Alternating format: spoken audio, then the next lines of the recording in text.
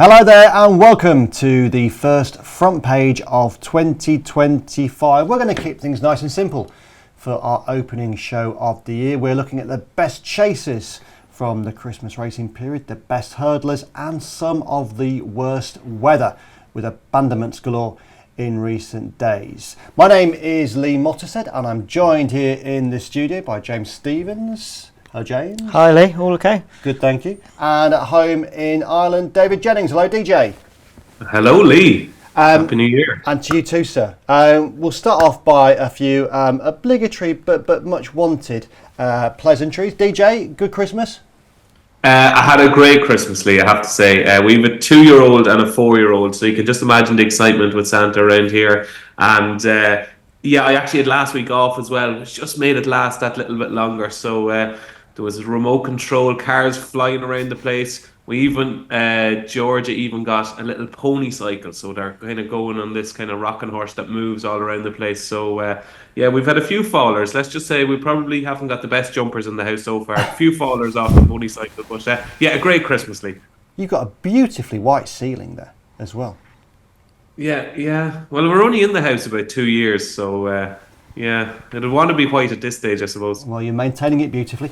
James, how was your Christmas? Yeah, good, thanks. Bit of a nightmare weekend. I was all packed and ready to go to Wincanton, and that got called off. And the beloved Newport County 6 points against Morecambe got called off in the last minute as well. So when we talk about weather woes, I've been badly affected. But hey, I did have a great time at Cheltenham Welsh Grand National Day without seeing a thing.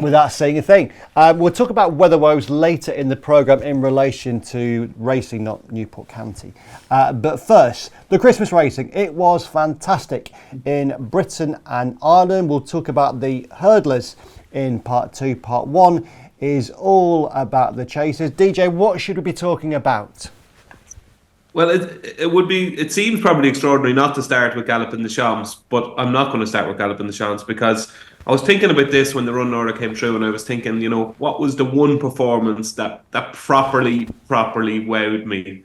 And it was Kempton on December 27th, and it was Sergino, because I know he went off favourite and he was extremely well backed, and in fairness to Nicky and all the Seven Barrows camp, they had never, hidden their admiration for his jumping, and you could sense every time Nicky Henderson was asked about Sergino that he obviously schooled unbelievably well.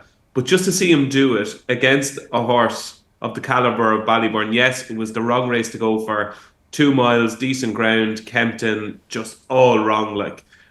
But he was still the best ever winner of what is now the Turner's Novice Hurdle in modern day history. So you have to put that in perspective. For Sergino, a 4-year-old, now 5, to do that to a horse who was the best winner of the opening race on the Wednesday at Cheltenham this century, it was extraordinary. And just some of the jumps he put in, I think he's actually even going to get better because he hit the first and he seemed to learn so much for it. And I think the more we see him, the more he's going to learn. And he just looks another in that Sprinter Sacra, Altior Shishkin kind of mould. And who knows, he could be every bit as good as any of them. It's a massive level he has to get to be considered that good, but it was just an extraordinary start to his chasing career. At Leopardstown on the 28th, and it was a funny sort of Leopardstown because the 26th was horrible, couldn't see a thing.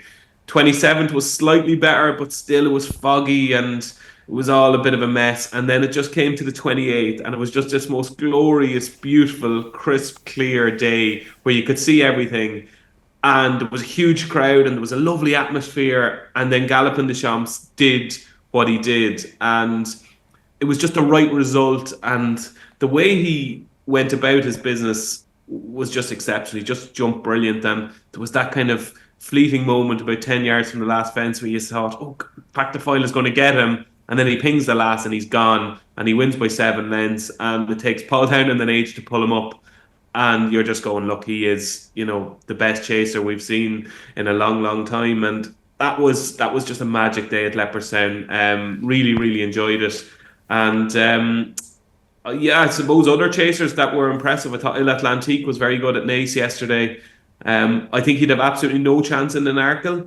I think he'll win the Brown Advisory if that's the route they go. I could just see him lobbing around over 3 miles. I think he'll stay. I just think he'll get run off his feet in an Arkle. I think it's a no-brainer to go for the Brown Advisory, in my opinion. But yeah, he looked really good and really stylish. He looks in a similar, not as good obviously, but he looks in a similar mold to Alaho in that he's just a completely different beast over fences to what he was over hurdles.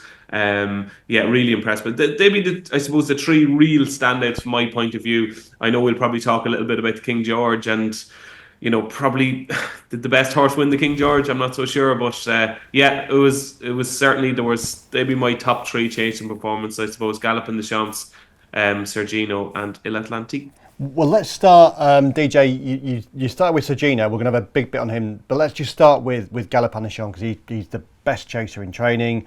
He is now the clear Gold Cup favourite. Actually, before I go to you, DJ, let's go back to James for a second. Is the Gold Cup now Galopin Des Champs 3? Is it a good thing for the Gold Cup? Because realistically, can you see any horse troubling the animal that was so authoritative at Leopardstown on the 28th? Well, I sat last night and had a good think about that same question, thinking you might ask me, because it's a question everyone wants to know. Absolutely. And Galopin Des Champs, I was thinking, well, the Gold Cup, it takes a lot out of a horse. He's done it twice. He's another year older, perhaps. And he was absolutely magnificent, and you can't at all fault him or anything he did. That was the foot perfect textbook way to win a 3 mile Grade 1 chase. Spot on, he was fantastic. You want to take him on because you think, well, he's a short price favourite for the Gold Cup at Cheltenham. A lot can happen in the race, and he's another year older. But there isn't any real horses you look at that think they have the potential to reach the level he is at or what he produced on over the Christmas period. So he is really rock solid in that sense. I mean, the one I thought perhaps, I'm looking at the race now as Galopin Des Champs probably wins, but not anything against him. The Gold Cup can throw up a surprise, as we all know, and winning it 3 times is not easy, even if you are as good as Spanish Shot. Monty Star was the one I thought perhaps had that potential to go to the next level. But he has got to improve a long way. He was beaten on New Year's Day, didn't run the best of races. I didn't think things went his way, but he wasn't actually that far behind Factor File at Cheltenham last year. He went wide. The slow pace didn't suit him. He was the horse I thought, well, if I want to have a bet in the race, I would want to bet him each way at this point, because I do think Galopin Des Champs is pretty rock solid, and if he does go and complete that hat-trick, what an incredible achievement it is. Yeah, absolutely. And DJ, the way that Paul Tannen was talking about him after the race on the 28th, the way Willie talks about him, it sounds as though in Willie Mullins' mind, there's no question now, nor really has there ever been, that Galopin Des Champs was likely always to be superior to Factor File in a Gold Cup. Is that fair, do you think? In their heads, it's a done deal almost? Yeah, I think it's trip-wise, and I know for, I suppose, viewers who watch Up in the Ante, they'll know that Johnny Deneen put up Factor File for the Ryanair chase at the Cheltenham Festival. I presume it's probably at this stage a flip of a coin. It's even money each of two which race he goes for. He's now, I think, 5s or 11-2 for the Ryanair. I think he's maybe 4-1 best price for the Gold Cup, but that's probably the each way angle, because if he does go for the Gold Cup, you'd imagine he'd be in the first 3. Just 3 mile, 2.5 furlongs off a scorching pace at Cheltenham. I couldn't imagine Factor File absolutely belting up the hill like Galopin Des Champs does after the last. To be honest with you, I'd have serious question marks about his stamina. He'll need to properly learn to relax in the early part of the race. He can't even if you look back at last year's Brown Advisory, his jumping was good, really good, but he wasn't assured, if that makes sense. He was kind of guessing, but he was quick guessing. And I think he needs to learn to do things. He needs to learn to relax, and he needs to learn to pop. I think those are the two things he really needs to learn to do to win a Gold Cup. I just can't see how he'll reverse that form with Galopin. I think Galopin Des Champs I know he's brilliant around Leopardstown, and he probably is better around Leopardstown than he is around Cheltenham. But he's basically won 4 times at Cheltenham, because he's won the Martin Pipe. He would have won the Turners by a mile if he stood up, and he's won 2 Gold Cups. So you can't say he doesn't like Cheltenham, but he just looks exceptional around Leopardstown. But 3 mile, 2.5 furlongs, I just can't see how that form will be reversed. And I see what James is doing there, looking for something maybe from an each way point of view, because when you go through it, you're kind of going, oh my God, first of all, what's going to run in the race? Yeah. And second of all, what on earth is going to chase him home if Factor File goes for the Ryanair? And you're into the likes of Monty Star and Splan's Tower and Grey Donny. The one horse I think is absolutely corking each way bet at the moment is Jerry Colomb, because while all the others have been doing all their things, Jerry Colomb has been kind of, probably given a very light campaign up until now. Missed the Savills because I don't think, he was electrifying in his work at home since the race at Down Royal. But you're now talking about a 16 or 14 to 1 shot for the Gold Cup, who was second in the race last year.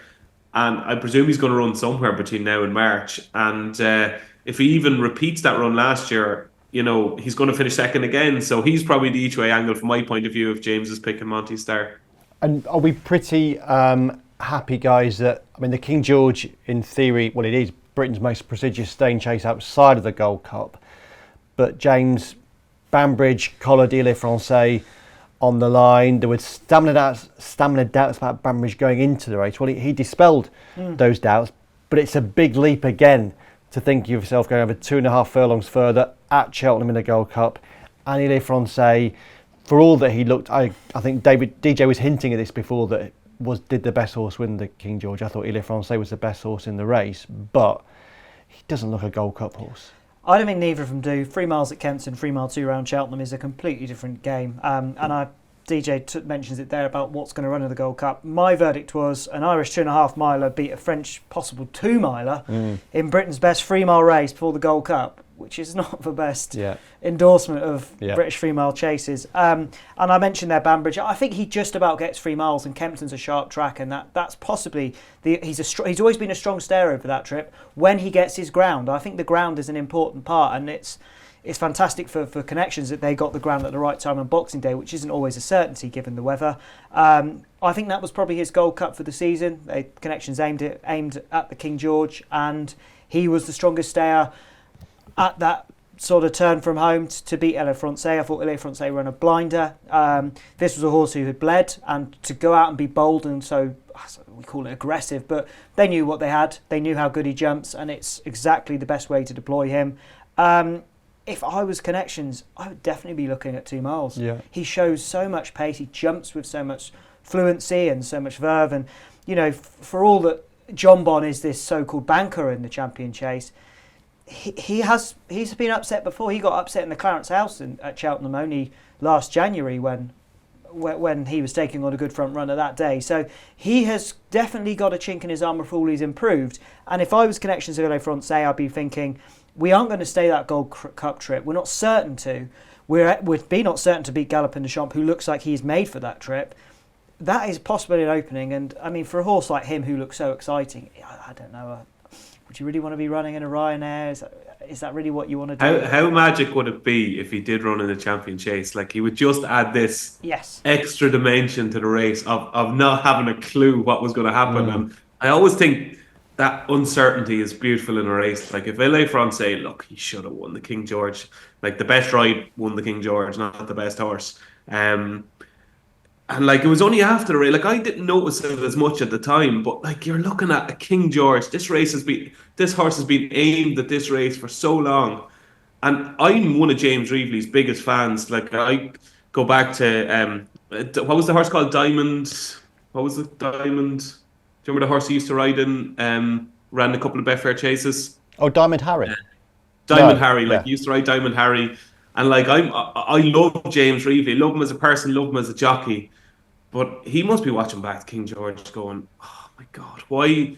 Like, it was only when it was pointed out to me after the race how much before the last fence he gradually started easing up. And you're going, this is the King George, this is massive. Like you have to grab a race like that by the scruff of the neck. Like, and maybe he wouldn't have won anyway, but you're just kind of going, imagine if he was fired into the last and he absolutely pinged it. It would have been hard for Banbridge to get to him, like, but it was for 9/10 of that race. It was the most glorious thing to watch, and you just see James Reevely and see Ile-Francais, and they're just in tandem with each other, and they just have this beautiful relationship. And he gave me the most beautiful ride until about 10 strides before the last fence. And look, I'm probably 15 stone too heavy to be a jockey, and I'll never know what it feels like to be in between those last 2 fences in a King George, but it's just that thing in the back of my mind that it would have been very interesting. What do you think, Lee? What's your thoughts on it? I think, from speaking to him after the race, I think he had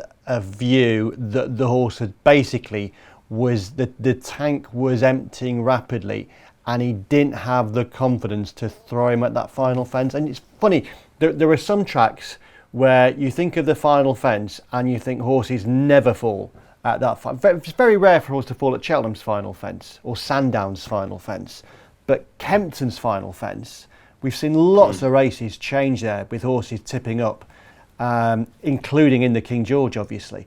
And I just think in the back of his mind, he didn't have the confidence in what was left in the horse's tank to throw him at that. Do you think, though, that the fact that that was almost the first thing out of his mouth straight after the race, and I seen the interview, I was thinking, he knows. He knows himself that, right, I need to get an excuse in here quick. And as I said, look, I'm a massive James Reevely fan, and, you know, he's just so brilliant to watch. And him and Lille Francais, they just get it. They get the game together. And I just give him like another 5 strides maybe, but but going back to James's initial point, Lille Francais in a champion chase, like, look, he could be tailed off. He mightn't handle Cheltenham. He mightn't handle the undulations. He mightn't be half as good over 2 miles. But Jesus, he had some extra dimension to that race. I would love to see him in the champion chase. DJ, before we go on to the novices, reading Patrick Mullins' excellent piece in the Racing Post today, looking back at the Christmas period, he rode Gaelic Warrior in the Grade 1 2-miler at Leopardstown, was beaten fair and square on the day by Solness, but Patrick seemed pretty happy with how the horse ran with a view to the champion chase. Do you see Gaelic Warrior still as Cliff Sutton's number 1 hope for that race? Oh yeah, absolutely, yeah. Do you know what it reminded me of? It reminded me a tiny bit of Galopin Des Champs, in that when Galopin Des Champs was a younger horse and a novice chaser, it was all kind of gung-ho. It was like even at Cheltenham, and when he exploded onto the scene as beginner's chase at Leopardstown, Galopin Des Champs, it was all mad. Like, do you know what I mean? It was unbelievable to watch, but it was mental. Like, he was letting fly at fences, he was going miles clear, and you couldn't sustain that for a couple of years. Like, and I almost see that in Galopin Des Champs, or in Gaelic Warrior, should I say, in that they're trying to mould him in to a horse that's going to be around for a couple of years. And it was all popping and, you know, all kind of teaching. It looked to me like, you know, a child that had, you know, been in junior or senior infants over here and then goes into first class, and you're trying to teach him new ways to do things and teach him how to grow up. And that's what I thought Patrick did. I thought if you backed him in the race on 27th, he'd be kind of coming away from the race going, oh, that was kind of one that got away. Like, he did finish quite strongly to get within a couple of lengths of Solness. And you're kind of going, could he have actually won the race? But as regards the future, and Patrick kind of mentioned this in his column, as regards the future, it could be the making of him, because I've never seen him pop fences like he popped down the back. He was getting in closer to fences and popping and popping and popping. I can't remember him letting fly at any fence in that race. I know it's hard to see with the fog, but I think it's a kind of a new Gaelic Warrior that seems to be emerging. And if he does learn to settle and does learn to relax, like he almost did in the Arca last season, like, he's going to be a serious force to be reckoned with. And it's going to be a fascinating champion chase, even if Lille Francais isn't there between Jambon and Gaelic Warrior, because I think that's going to be a corker. Yeah, absolutely. Before we move on to hurdlers, the novices, James, DJ has already referenced Sir Gino, who was mesmerising at Kempton in the Desert Orchid Chase, beating Ballyburn. We've seen across Christmas Ampere Pass win a Grade 1 for the Double Green team, and Willie Mullins, great day for Darryl Jacob, who's a wonderful jockey who's just retired. Better Days Ahead and Croke Park fought out the finish of the Grade 1 at Leopardstown, finishing in the other order, Croke Park winning that one. The Jukebox Man was fantastic in the Corto Star Novice Chase. What lessons have you learned from the novices over Christmas? The one takeaway was the Jukebox Man for me. I absolutely love the horse. Cheltenham horse, of course. Yep. Always like to support the big West Country horses. Loved the performance. I think that was a pretty poor Grade 1, actually. I think that's possibly one of the worst Grade 1s I've ever seen. And he won it at Shadeco's. It wasn't the most impressive performance, but he's just got that aura of professionalism professional ability with him. He goes about his business in the right way. He jumps well. He's not the sort of flashy performance from Sergino we see, but he's got all the makings of a very good 3-mile chaser, and I expect him to be a serious contender in the Brown Advisory, because he'll stay that trip well. Obviously he had the heartbreak of the Albert Bartlett. He's an improving horse all the way. He seems better as a chaser, and yeah, you mentioned a Cuttle Croke Park and Brighterdaysahead and Parrot Pass.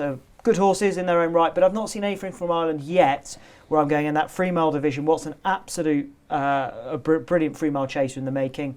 Ballyburn is the question mark, which we mentioned. What does he do trip-wise? To me, I would go up in trip with him. He jumped and ran like a horse who needed further. Was he just taking on a freak? There's probably a bit of both, but he has the breeding as well to go up in trip. But the takeaway from the novices was the Jukebox Man, I'm going to continue to love and follow, but I'm certainly not going to be betting anything in the Arkle at the minute. I think that might be sewn up. DJ, you and Johnny are the anti-post kings, but I like a few anti-post bets going into the festival. I had very few this season, but one I did do. James referenced Ballyburn. I like to back horses in the non-run and no bet market who I think, well, if they don't go to the race in great form, they're probably not going to run anyway. And I just looked at Ballyburn, 3-1 non-run and no bet, but obviously bigger price outside that concession. But I feel you'd probably go to Leopardstown for that 2-mile 5 Grade 1 at the Dublin Racing Festival. I could see him hosing up around there because, as you said, he's the best horse ever to win the Tours in recent years. I could see him hosing up there and going into 5-4, 11-8 for the Brown Advisory. And if he doesn't, he probably won't run anyway. You've always been a big fan of Ballyburn, haven't you? But yet you were saying you thought Il Atlantique was the most likely winner of the Brown Advisory. Yeah, just to go back to your anti-post, it's so funny because I obviously do up in the ante, and we sit beside each other in Cheltenham every year and we're typing away, and I'm going, oh my God, something I tipped for an absolute shocker in some race, and then you go, any luck, Lee? And Lee is like, yeah, well, actually, I was on Constitution Hill at 10-1 for the Supreme, and you're like, oh, Jesus Christ. It's always a quiet one. Yeah, Lee is actually a very shrewd anti-post punter. He might let on he's not, but he's very shrewd and far shrewder than me. Look, I can see your point with Ballyburn. One thing that's interesting with you said about Ballyburn going for the 2-mile 5 race, Willie Mullins was asked about Il Atlantique, and he said, would he go for the 2-mile 5 race at Dublin Racing Festival? He said, no, we'll probably stick to 2 miles if the ground is deep, and we can take on Majbur in that because we've got Imperi Pass for the 2.5-mile race. And you'd almost think his instinct would be to say because we've got Ballyburn for the 2.5-mile race, but it wasn't. It was Imperi Pass was the horse he mentioned for that race, which makes me think that that's the race he has in mind for Imperi Pass. And I just wonder with Ballyburn, will he try and find a kind of a confidence boosting sort of race from if there is one there? I don't know. I don't know the program book as well as I probably should, but if they could find maybe a 2.5-mile/3-mile novice chase somewhere, it'll obviously probably have to be a graded race, but I'd say they just want to get confidence back into him because you don't want to be going into the heat of battle in a proper race after that mistake he made at the last of Kempton. I do like the horse. I'm a massive fan of him. I don't think he's in love with jumping fences from what I've seen so far. It was all a bit messy, wasn't it, at Kempton? Yeah. It was all a bit, maybe it was just his jumping was overemphasised by Sergino being so good, but it didn't look to me like he's improved for fences, put it that way. So it's going to be interesting to see their next move with Ballyburn. But as regards your bet, sure, look, there's every chance he could absolutely bolt up wherever he shows up next and be 5-4 evens, as you say. So there's certainly nothing wrong with your bet anyway. Well, time will tell. One thing that is an absolute definitive yes is the Racing Post Members Club represents fabulous value, and here are a few words of praise for it.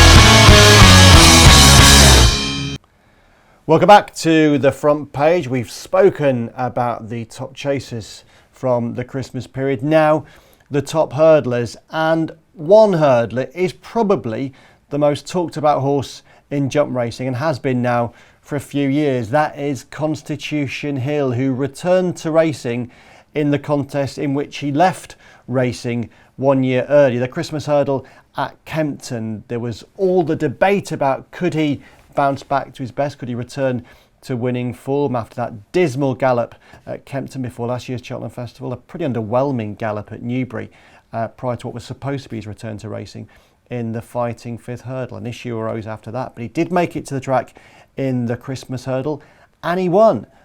He wasn't as good as he had been when he won his first Christmas Hurdle, but he was better than when he won his second Christmas Hurdle, and he was a convincing winner from Lossiemouth, who really was never at the races. The mare who we thought was likely to be Willie Mullins' number one hope for this season's Champion Hurdle, even though he won it last year with State Man. Constitution Hill, a really ready winner under Nico de Boinville, and the jockey was adamant the horse would improve for the run, and now he's once again an odds-on favourite for the Champion Hurdle, and that is still the case even though Brighter Days Ahead produced a jaw-dropping performance in the Grade 1 at Leopardstown over Christmas, winning by 30 lengths, a remorseless piece of galloping. But just as Lossiemouth underperformed in the Christmas Hurdle, so too State Man underperformed, and by a massive margin in that race behind Brighter Days Ahead. In the staying division, we saw wins for Crambo and for Home by the Lead, but in many ways it was the novices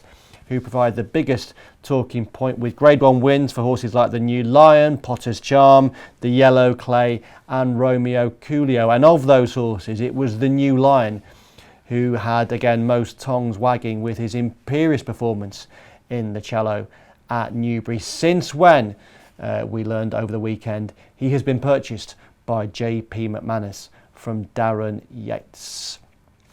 James, the Champion Hurdle, Constitution Hill, is now odds-on favourite. Does that appeal to you? No, it doesn't appeal to me from a betting perspective, but I thought it was... Firstly, I thought it was a fantastic race to have.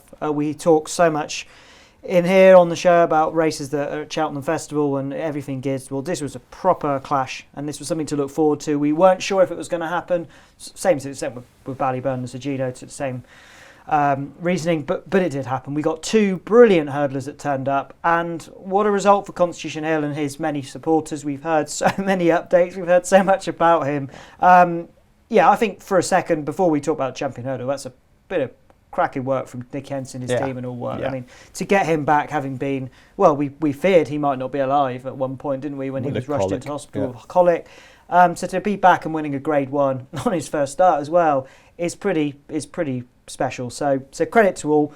But let's talk about him.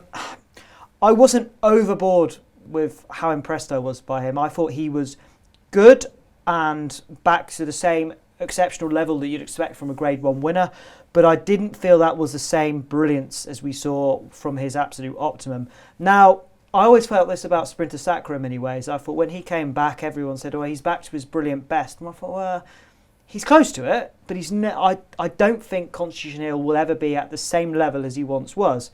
I think he's going to be just a fraction below it, and that certainly looked it. Lossiemouth didn't run a race at all. I don't think we got the battle we wanted. I thought she ran very well. She beat Burdett Road, who's a good standard, so she ran to a certain decent level, but I don't think she ran to the same brilliance as we saw from her last season when she won those two races at Cheltenham, particularly the Mayor's Hurdle. Few of Willie Mullins' horses did underperform over the Christmas period, and I think that's something I'm just wary of when I'm looking anti-post wise, is that there were one or two that are State Man, for instance. So, okay, maybe just want to watch this closely before being absolutely sure about what I think. I think Constitution Hill will probably win the Champion Hurdle because we don't know what's going to happen with the mares. If the two mares turn up, suddenly game on, we've got a real race in our hands. We are just in this horrible position where this race, the Mayor's Hurdle, robs us of champions running in the Champion Hurdle, unfortunately. So, yeah, he's probably the most likely winner. Those are the two horses that I feel have the potential to beat him. State Man, I was disappointed with him. I don't think he's as good at Cheltenham, and Constitution Hill beat him pretty easily when he was at his best, and State Man doesn't look at his best. So, at this point in time, yes, but that is because there's this huge uncertainty about where the mares are going to run, which unfortunately the champions, in my opinion, should be in the Champion Hurdle, but they're not allowed to. Yeah. Well, they are. They're very much allowed to, yeah. But they're allowed an easier option. And Connections want Cheltenham Festival winners. Who can blame them? DJ, Constitution Hill, what did you make of that Kempton victory? I was more positive than a lot of people.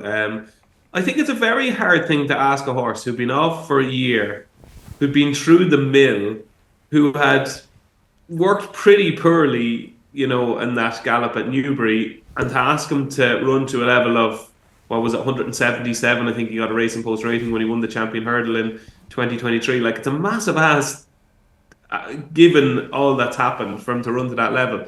The one thing I will say is, if you were on Constitution Hill in that race and you took a stance and you fancied him and you had a big bet on him at odds on, there was absolutely no stage in that race where you were worried, because after 2 hurdles, I would say you were looking at Lassie Mount and kind of going, ooh, she's not really travelling with the same zest and enthusiasm as she usually does. Sometimes it can be hard to settle her, and now it's hard to get her going.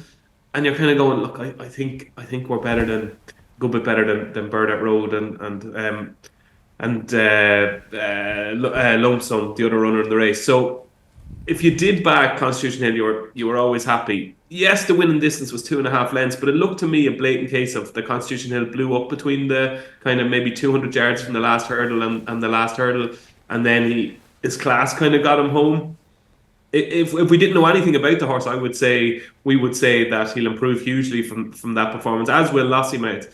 So I do think he is the most likely winner of the Champion Hurdle.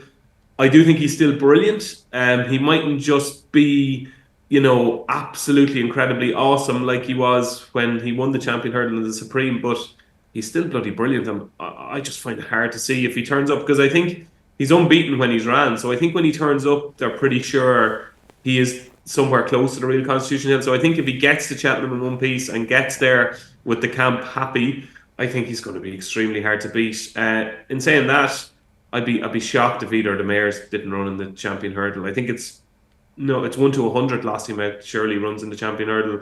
This is Willie Mullins' 2-year project. He said it time and time again, and he didn't seem too deflated by the performance at Kempton. It was only just the fact that she didn't travel in the early part of the race that bemused him. But as he said, maybe they've been teaching her to settle, and maybe this was kind of a shock to the system that, God, this is proper 2-mile pace again. As regards Brighter Days Ahead,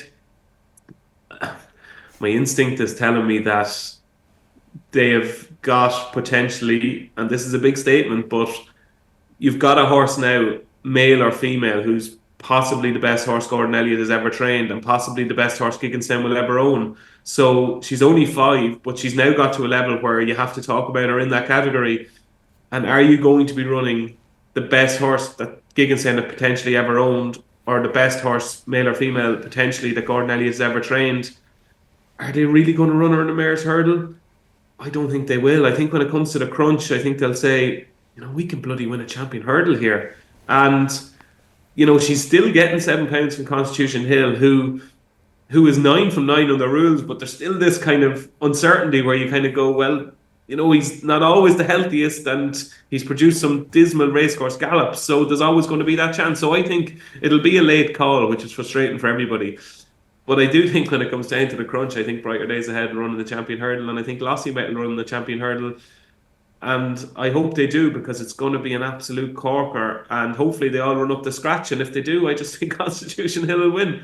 And DJ, again, State Man, terrible run. And a few of Willie's underperformed over Christmas, and yet he sent out a shed load of winners. Would you be inclined to forgive some of those Clous Sutton horses that did underperform over Christmas? Yeah, I would. It's hard to believe we're talking about potentially some of the stable being out of form, and he's had, I think, is it 18 winners in the last 12 days or something like that? So great, isn't it? It's remarkable stuff, and even seconds and thirds, and everything seems to be running incredibly well in the last 5 days. Even Allegory Devassi, that's as good as she's been in ages on New Year's Day at Ferryhouse.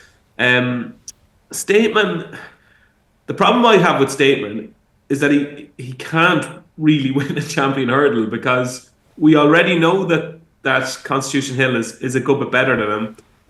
Would you really fancy even a bang in form Stateman to give £7 to Lossiemouth? I'd back Lossiemouth off level weights to beat Stateman myself.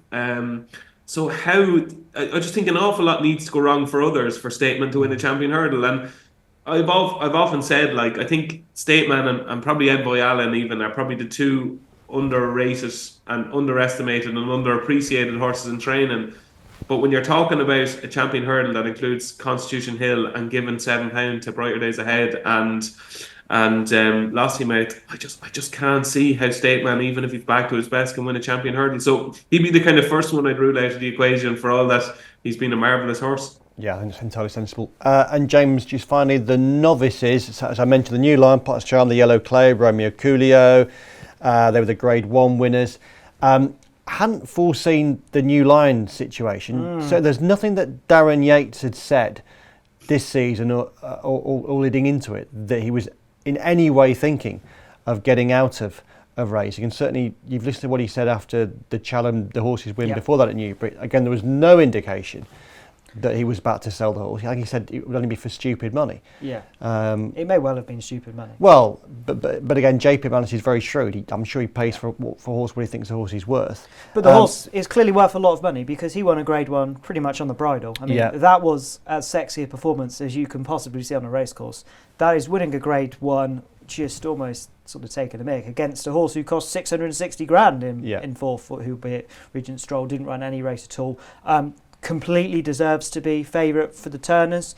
On the back of that, he's too short, but I'd want to be backing him. But he has got all the right attributes to win the race. A lot of people say, "Oh, the Challow Williams always seem to get stuffed in the Turners." This one felt a little bit different. It wasn't bottomless ground. It wasn't sort of a tough staying performance. This was a horse who screamed class.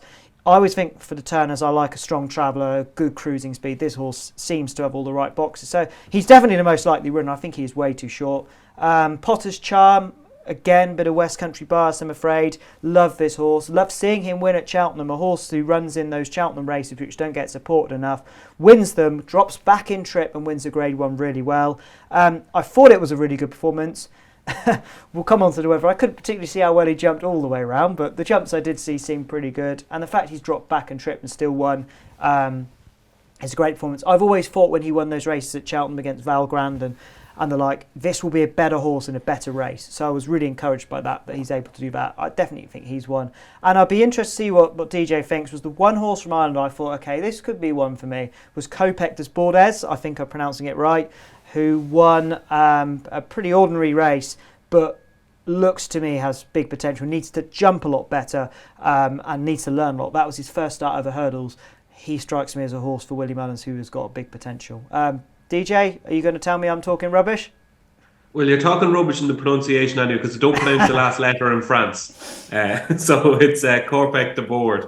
No, you're not talking rubbish at all. Like, it was one of the performances where he was keen, he clattered every hurdle, he did absolutely everything wrong, and he still bolted up. And you're going, how the hell did that happen? Because you can't jump as poorly as he did. You can't guess at as many hurdles. You can't kick them out of the way. You can't, strangle Patrick Mullins for the whole race and win the way he did. So he just must be a bit of a monster, really. But you can't do all them things wrong at Cheltenham and win races like. So I just remember with doing Willie Stableford, I think they think he's probably more of a stayer when he does consent to settle than a real speed horse. But it was an extraordinary performance. It was one of those that was almost surreal. Like, you were just going, he has to stop. And then he didn't. And I'd say the second horse, a good horse as well, Cowabunga, who was well back before the race. I think he was back from maybe 8s into 4s at the off. So yeah, he's one of those that just, could just say win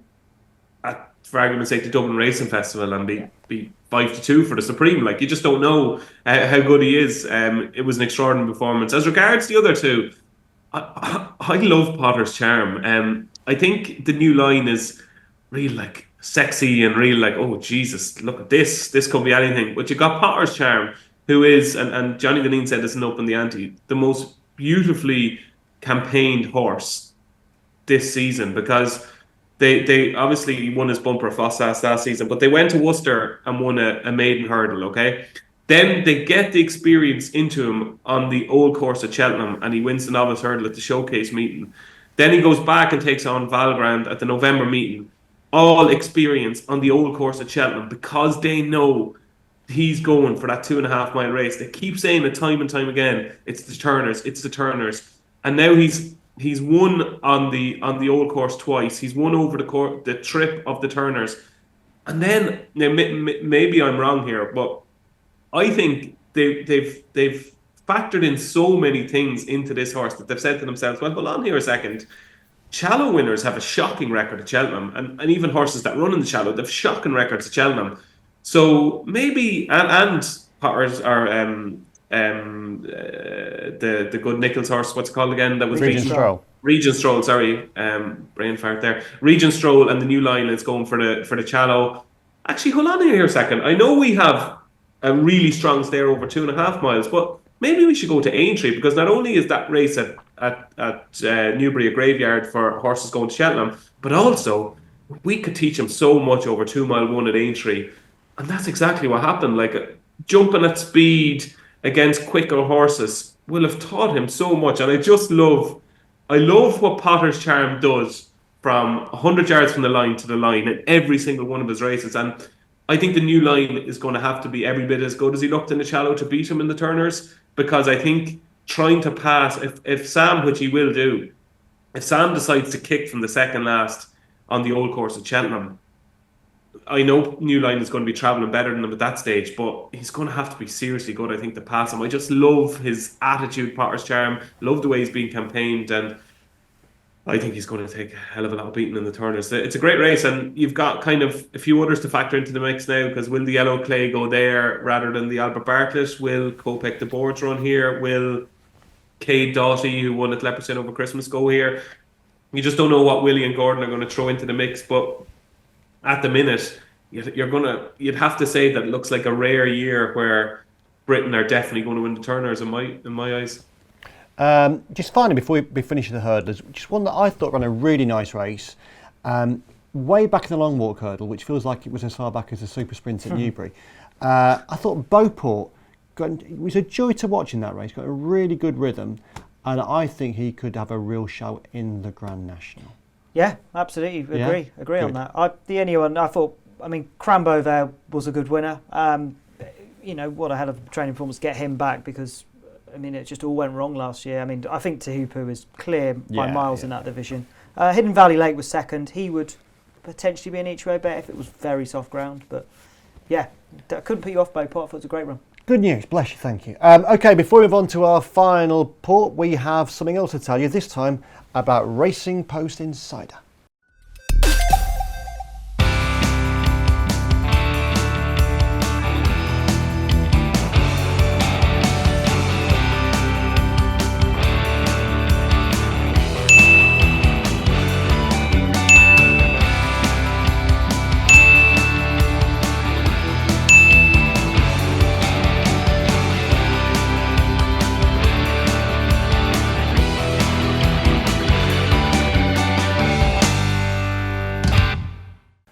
Welcome back to the final part of the front page. We've spoken about all the good stuff, all the positive stuff, all the cheery stuff, and now the weather.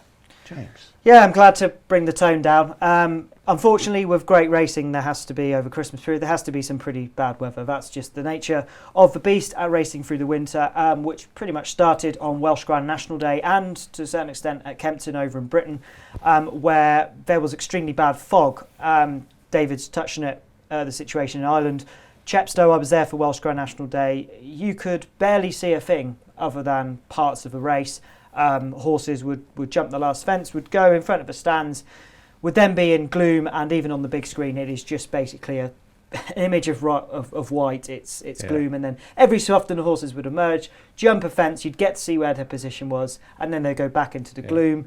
It was not great for viewing for punters. There's no two ways about it. The Welsh Grand National is Wales's biggest race. It attracts a good crowd, and fair play to Chepstow. The crowds were up as they were across the Christmas period, which is fantastic really numbers, to see. Yeah. But yeah, unfortunately, it's difficult. When there is fog, we then had a lot of frost come in just about over the new year. Number of inspections failed, and we've lost some meetings. And the one which perhaps was not so much controversial but talked about was Musselburgh on Friday, where there were 2 inspections on Thursday, which a decision was made to make the decision on Friday morning. The first inspection at 8 a.m. failed. The next inspection at 10 a.m. failed, with the idea that if they give it another bit more time, that frost would melt. Ideally it would be, or frost would fall, should I say. It was a very close decision, and they wanted to give the track as much time as they could so that the ground would be raceable for racing. The third, or the fifth inspection in total, but the third on the day was held at 12 p.m, so 27 minutes before the first race. The announcement was made that the meeting was abandoned at 12:21, 6 minutes before the first race, where the 2 horses left in the opener, there had been 7 non-runners because of the ground, were in the paddock. And unfortunately, a lot of trainers, owners, race fans, jockeys, etc. left pretty unhappy. We've heard some Racing Post readers who were there and have expressed their frustration, having driven to Muscle with the hope that, well, it's a third inspection, it's probably going to be on, and then it wasn't. So it's opened up the idea of how we deal in the sport with situations like this where there's the potential threat of abandonment. I mean, the only thing I would say on this is that meetings have to be abandoned for safety ground. There's just no two ways you can be about this. There's never any point of risking it because there's too much pressure on. So those decisions to abandon, I'm certainly not going to disagree with. What I would say from this bit of a disappointing period of a festive period is the communication and the way we deal with abandonments. It needs a bit of improvement, because being told we're just going to inspect, and there's a tweet gone out, there's been a bit of a comment. For those people who have left that racecourse disappointed, for those people who have turned up to a meeting expecting to see jump racing and there's been a very bad fog which they weren't particularly expecting, perhaps there is a better way the sport can speak to those people, because for all that they may never feel, I'm never going to come racing again, it just dampens their experience, and we want to give the best experience as we can. Yes, indeed.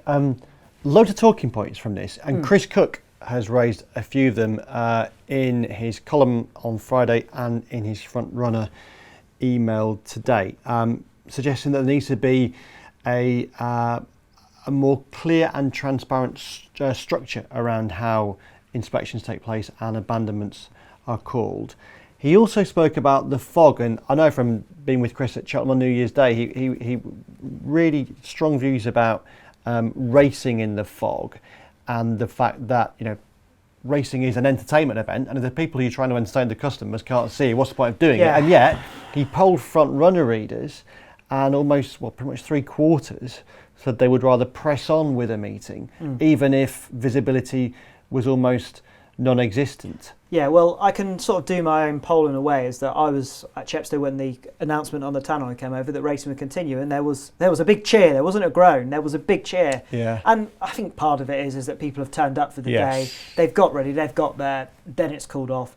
When you're there, you just want to see it, whatever it is. You want to see it. Well, yeah, true, very good. Make the best of it. Yeah. Make the best of it. Yeah. What I feel could happen in these instances better is, I mean, I will come back to what Chepstow actually did, but what Chepstow could have done is said, okay, look, we're a bit worried about this fog. It's potentially going to restrict your view. If you plan on coming and you're looking forward to the racing, whatever, just to let you know there's going to be this fog. If you decide you don't want to come because your view's going to be restricted, here's some money back, here's a refund, you don't have to turn up and have a bad day. I don't know if there's that model in place, but that would be a sensible thing to do. What Chepstow did do, Chepstow put in an offer which was called the wet weather warning, where they said if it rains, if there's a drop of rain on Welsh Grand National Day, they'll give their money back, which seems foolish given how many Welsh Grand National Days I've done. And they said they would basically allow that for the meeting. So that was marked, and people have got a free ticket to Chepstow up until the end of March, which is a great thing to do, which they didn't necessarily have to do. That makes the experience better. It's not the racecourse's fault there's fog, it's not the racecourse's fault there's frost, but how you deal with what is essentially inevitable situations when you're racing on grass in winter, it's just about making that whole experience better, because these customers will come back year after year after year, and the better they're treated, the more likely they are to come back year after year and improve their own experience.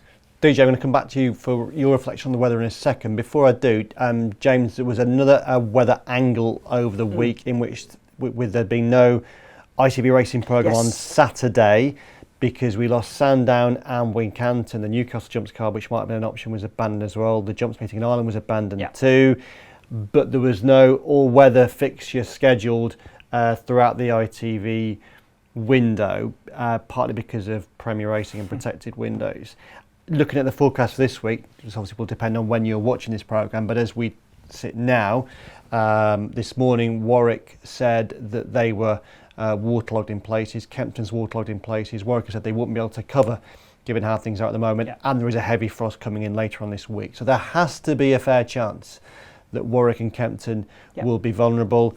At the moment, as we talk now, there are no all-weather fixtures scheduled for the ITV slot on Saturday afternoon. I think you can bet as sure as hell there will be now during the week, because I think the BHA, they had to take a call during the week. They didn't schedule any meetings for the ITV window. With hindsight, they should have done. I'm sure they will this week. Yeah, you hope so. It's obviously disappointing when there's a weekend with no racing. I would say to a certain balance in that, you know, people do want to watch top grade racing. I don't necessarily think we need to be bending over backwards to just put something on that's not particularly of strong value to the viewers, because this is terrestrial TV. I think it needs to be balanced in that what we're putting on is a really good show, and that people at home will enjoy watching it rather than scrambling around to put anything on. So I think there has to be a balance. There was a call for greater flexibility, 100% behind that, because this is not going to be just immune to 2025. Weather is always going to be a problem in racing, and being able to say as far ahead as we can that, okay, we've got this situation, being able to bring those races around and build up something quite quickly. It's not beyond the realms. All-weather racing is A, on the all-weather, but B, there's a pool of horses which are trained for the all-weather anyway. I mean, collecting those races and putting them together in the right time and putting in a bit of prize money, but doing that a few weeks in advance, it's no bad thing, is it? It's no bad thing to look ahead and try and be proactive. That's the problem with the sport, is that sometimes it's too reactive and proactive. But yes, on your other comment regarding premierisation, that was a little bit of a kick in the teeth to those people who are supporting it. But hopefully it still gets its chance to shine in 2025. That would be hopefully that's the BHA's New Year's resolution, is to really pump forward premierisation, because it was a pretty disastrous first year. Yeah, well, I've been at Cheltenham on New Year's Day. They didn't feel much in the way of Premier plugging on that day. Great day as it was, but it wasn't meant to be a Premier. Yeah. DJ, you've had weather in Ireland the last few days. You could barely see anything at Leopardstown the first 2 days. That it's got cold as well. What are your reflections on all these weather debates that we've been having? Yeah, so I would be very much usually in this situation a bit like Chris, where I'd be thinking, this is a joke, you know, we need to do something about it. It's not good enough, it's amateurish, and we need to act now, and here's the solution, and this is what needs to happen. And Chris has put up a few solutions. I don't agree with Chris. I think this is one of these situations where you can't control things. So a lot of bad stuff happens just in racing and doesn't happen in other sports. So you kind of can point to little elements of our industry where you go, look, this is not good enough when you compare it to other sports. The whole inspections and stuff being called off happens in every sport. I played football for years, and big matches, and you're out in the pitch warming up, and the referee is out there and he's putting his foot on the sod and he's going, oh God, what am I going to do? Like, it happens everywhere. Look at the Liverpool match yesterday, where there was, the health and safety team were meeting twice before the match to decide whether it was on or off. And yes, they made the call and they made it earlier because they knew the pitch, there's underground heating, and you know they could get the pitch playable. And then they obviously spoke with the teams that are affected and said, yes, we can hold this match safely. But you look at any other sport, it happens all the time. They're late calls because it's so unpredictable. You can't predict unpredictability. So when it comes to racing, you know, Leopardstown probably thought they might have a fog on St. Stephen's Day, but they didn't know, and you don't know until it happens. I drove to Leopardstown that day, and coming past Dundrum, which is about 3 kilometres from Leopardstown, it was crystal clear. And then you got to Leopardstown and you drove through the gate and you go, whoa, what the hell is this? And I remember ringing Dad at home and I was like, Dad, you won't believe the fog here. And I'm half an hour from Leopardstown. So you don't know what's going to happen in 2 minutes, never mind 2 hours. So I have serious sympathy for clerks here. And a lot of people commenting on these issues are people sitting at home in the warmth of living rooms and saying, "Oh, it's a joke. How can they call off a meeting? I was looking forward to watching racing on telly." You have no idea, like the effort and time and manpower and womanpower that goes into trying to get these meetings held.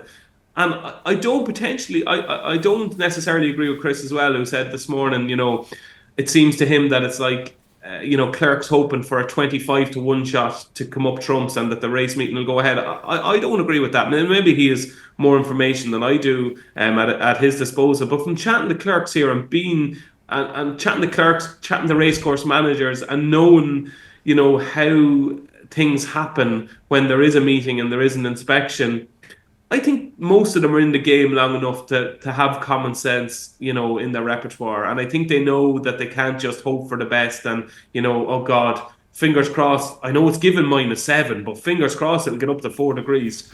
They're in this game too long to know that they can't do things like that. So I do disagree with that point. This is just one of these situations we can't control. It happens every so often. And this idea of a cut-off point, you have to cut off the meeting by 9 o'clock in the morning or 8 o'clock in the morning, or don't have a second inspection, or, maybe just have a complete cut-off point. But sure, what happens if there's a race meeting scheduled for, just say, Fairy House on Saturday, and there's an inspection at 7:30 in the morning, and, it's frosty and almost raceable, but it needs a bit of sun to come out, but the sun is due out in the next 20 minutes and it's given temperatures to rise to 4 degrees. But because it's not raceable at 7:30 in the morning, do you just say, "Oh no, let's pull the plug"? And next thing, it's a glorious day and the whole thing is raceable in an hour's time. You can't. It's frustrating, and I get why people are frustrated. But it happens in all other sports. It happens everywhere. And it's almost one of these things that you just have to suck up and say, look, these clerks and these managers, they're doing their best. They're trying to get a race meeting on for everybody, including themselves. And I just don't see how there are protocols that could be put in place, because every situation is different. Every situation might improve in a couple of minutes. And in a lot of these cases, Lee, it's touch and go till that very point. We saw, as James was saying, the situation the other day, where the horse were on the way down to the start. But that's how close some of these calls are. And if you do make those calls hours beforehand, you could be regretting it and going, "Oh God, what the hell did we do that for?" So that's my opinion on that. I just think, yes, it looks amateurish, but there's just nothing we can do. On the other point, on fog drives me mental, absolutely mental. I was at Leopardstown on St. Stephen's Day, and I was just hoping they call it off because I couldn't see anything, didn't know what was going on.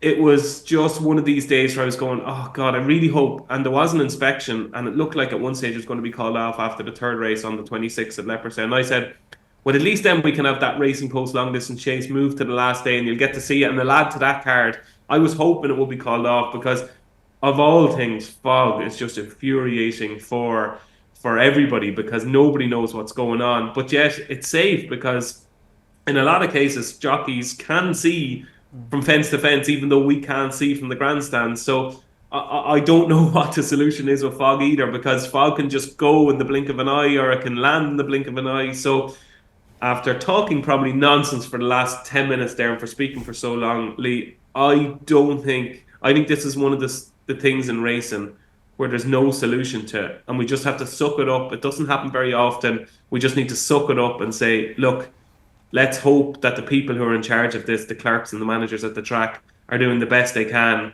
and hope that they have common sense, which I think most of them do. And I do think they are getting unfair criticism in the last week because so many of these calls are late calls. What do you think, Lee? Yeah, I think you're right, DJ. I think if you're a clerk of the course, you're in a very difficult position. Maybe I'm not cynical enough for given I'm a journalist, but I would be surprised if people weren't giving a sincere appraisal of what they believe to be the conditions at the time. I can absolutely understand why owners and trainers get frustrated when they've taken a horse to races and they feel that meeting was always going to be abandoned. But as you say, DJ, we've had a few occasions in the past where we were pretty sure a meeting would be lost and it isn't lost. And the weather is just weird. I mean, blimey, over here we think we get weird weather, but I'm sure at Leopardstown, your first 2 days you could barely see a thing, and then on day 3, weren't the hurdles removed because of low sun? Yeah, absolutely. It was just a remarkable change of events. But even look at Naas on Sunday. Like, we were here on Thursday and Friday last week, and if you were to price up Cork on Saturday and Naas on Sunday, which one would go ahead, given the weather forecast? You'd almost say it had to be, the biggest chance had to be Cork on Saturday, because the snow was coming in, Saturday night and then into Sunday. And we were bombarded by snow here on Sunday, which was due at about maybe 1 o'clock, which arrived at about 3 o'clock or 4 o'clock, but could have arrived any time. And I just don't know how you can depend on a weather forecast and say, okay, well, look, the snow coming, so we're going to call off this meeting, because then it mightn't come. So I just think it's one of these most frustrating issues, but I just can't see how we can't continue to be frustrated. Well, over the coming months, we're going to be talking about some meaty, serious industry issues. How great to start with a proper in-depth chat about the weather. Yeah, 2 things DJ says, just to follow up on. DJ mentioned the effort that's gone into it. Musselburgh covered the track the day before the meeting. They had people out from the offices and all sorts. There was a huge effort to do it, and they lost the meeting. So it must be infuriating for them. I remember being with you on one of the days in December meeting where they covered the track. I think it was last year, right, where they had to cover the track for essentially just after racing, before the temperatures dropped, and seeing how quickly they went out and covered this huge track was amazing. It was almost like one of those stop motion things, just sort of like how quickly it happened. So there's so much effort that's put into these teams. They're not just sort of like looking at the weather forecast going, what's it going to be? There's a lot of stuff happens, which people on social media, when they're all clerks of course as well, give out their opinion. There's a lot of effort that goes into it. And what DJ said there about this is the position we're in, this is what we're hoping will happen. Okay, we're hoping the sun will come out, and then it will. That's the sort of communication just the punters at home need. I think that's what people want. Just for those people who are sat at Musselburgh, who are sat within an hour or 2 hours away, just trying to work out whether they should leave, is it going to be on, just that little bit more, so they've got a bit more of an insight. So it's there going, okay, well, I know the risk I'm taking if I go and drive and it might be called off, but at least I know what the situation is. I just feel that this sport sometimes lacks a good bit of communication, and that it treats racing fans like punters who they're going to turn up, have a bet, rather than fans who actually want to know a bit more and want that bit more information. But what do you communicate, James, when there's nothing to communicate? I just don't see. Because what can they communicate? Apart from saying there's an inspection, what can they do? Well, actually, Ireland do it better. They have, usually on the clerk of a course will stand in front of a camera, they'll stand on the track, they'll give a bit of insight as to what they're expecting, what the ground's like, just that little bit more information, because people at home, there's this idea, people want to know that bit more, they want that bit more information. Okay, look, we're holding an inspection, the ground at the moment is frosty, we're hope to get up to this temperature, we're up to this temperature, then we'll be okay. Here's the patches of ground where it's not okay, the most of the track's fine, just that bit more information, so people at home do have at the moment, an inspection is called. It's a precautionary inspection or it's an inspection. There's one of two. Precautionary when the ground is raceable, inspection when it's not. You're deciphering through basically 3 words, 2 of which are the same, as to whether you should leave or whether you should go or whatnot. That bit more communication, that bit more insight, just so people know what they're standing up. Yeah, I would agree with you on that point. I do think something like, you'd often see Brendan Sheridan or Norcombe Wire, and they do give a video assessment of where they are at the moment, and even when it is cancelled, they will do, or abandoned after an inspection, they will say reasons why. That's something simple that can be done. Yeah, absolutely. I thought you meant kind of like as regards, predicting exactly whether it's going to be on or off. But yeah, I do think communications that way. I think we do it well. The IHRB, we give them plenty of flack, but this is one thing they do particularly well. And I think it is good to see the clerks with those videos. Yeah, and there's no answer. As DJ says, I'm follow GJ's thoughts there. This is an issue. No issue is ever the same. No temperature is ever the same. No bit of ground will ever be the same.